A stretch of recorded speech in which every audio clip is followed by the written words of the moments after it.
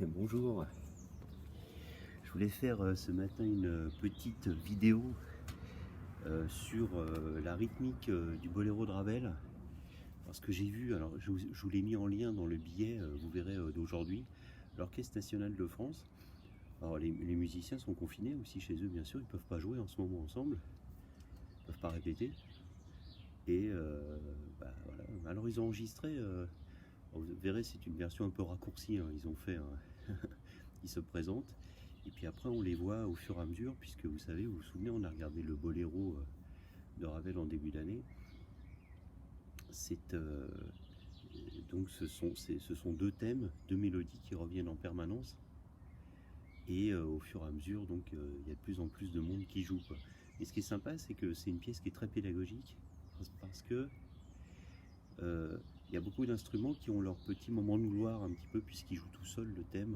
Alors, ça commence par la flûte, et puis après il y a toutes sortes de vents, etc. Et puis derrière, il y a la percussion, et il y a un espèce de rythme qui est vraiment... il y a je vous l'ai écrit ici un petit peu musicalement, mais rapidement, vous allez voir, c'est assez mathématique d'ailleurs, puisqu'il y a une petite idée de fraction, de partager en 3 parts égales à un moment donné le temps, quoi, la pulsation. Et cette petite cellule rythmique, eh ben, le monsieur qui joue à la caisse claire doit la jouer à peu près de 160 fois. Et donc il faut vraiment qu'il reste en rythme en permanence, qu'il ne se laisse pas déconcentrer, parce que c'est assez répétitif, quoi. C'est pas facile. Et puis par-dessus, voilà. Ce qui est intéressant aussi, c'est de voir qu'une fois que par exemple le flûtiste a fait son solo, eh ben, il se met à faire lui aussi la rythmique.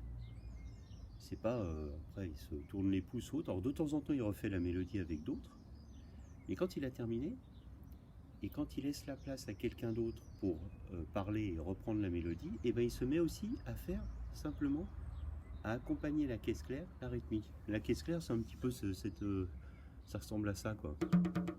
Ça c'est un tome de batterie, quoi. C'est plus petit, mais la caisse claire c'est la même chose mais en un petit peu plus grand, quoi. Voilà. Alors comment ça se passe, la rythmique? Si je vais chercher un petit crayon.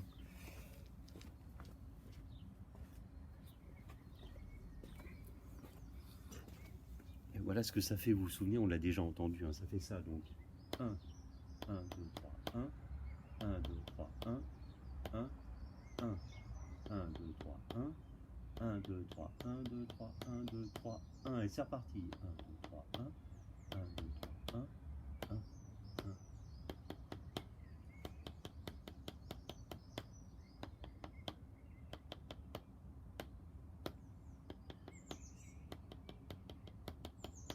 etc. Donc je l'ai au tome, je vais le jouer un petit peu, et puis si vous voulez le jouer, l'accompagner avec moi, alors soit avec deux doigts, d'une seule main,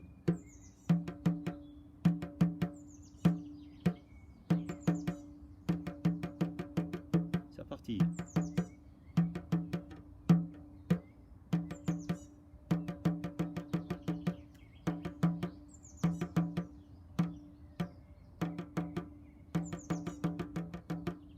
Ou alors avec deux mains.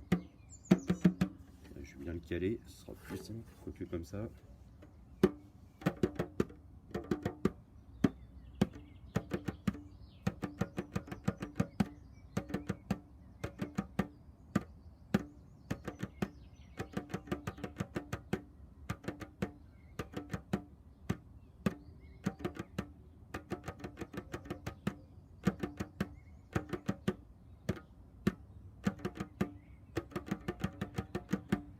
Voilà. D'accord, voilà, n'hésitez pas à le jouer. Alors vous pouvez mettre le lien que je vous ai mis, vous allez entendre l'Orchestre National de France, et puis vous allez pouvoir, si vous voulez, accompagner la rythmique, et puis profiter un petit peu, ça dure 4 minutes, c'est sympa. Alors à propos du boléro de Ravel, hein, Maurice Ravel, c'est un très grand compositeur français. Alors ce qui est rigolo, c'est que lui-même, il trouvait que son boléro, c'était juste une étude un petit peu orchestrale, quoi. Qu'on ne prenait pas vraiment ce morceau au sérieux. C'était une commande qui avait été faite pour un ballet, pour une danse, en 1928.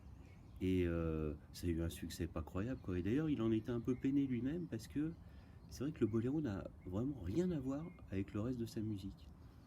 Quand on entend cette pièce, quand on connaît un peu la musique de Ravel, et quand on entend cette pièce, et voilà, Mais il disait lui-même, bon, n'importe qui aurait pu le composer, c'est pas vraiment, etc. Bon, il n'était pas archi convaincu par ce qu'il avait fait. Mais bon, ça reste. C'est une œuvre formidable, quoi. C'est l'une des plus jouées au monde.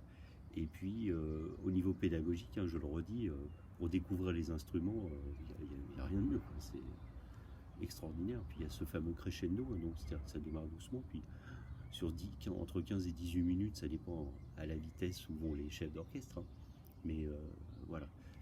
Il y a une petite chose aussi qui est à savoir, c'est que George Lucas, quand il a fait Star Wars, eh ben, au lieu du fameux thème qu'on connaît, qui est archi connu de Star Wars, au départ, il avait mis le boléro de Ravel.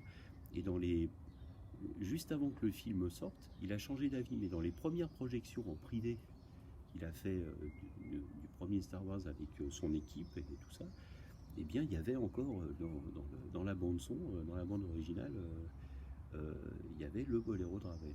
Et puis, bon, il a décidé de faire appel après à John Williams, hein, qui a composé les thèmes qui sont très très célèbres. Voilà, et ben écoutez, j'espère que vous allez profiter un petit peu de l'Orchestre National de France, hein, qui a enregistré ce boléro. Vous allez voir, c'est très sympa. Voilà, je vous le laisse en lien sur le billet. Bonne journée.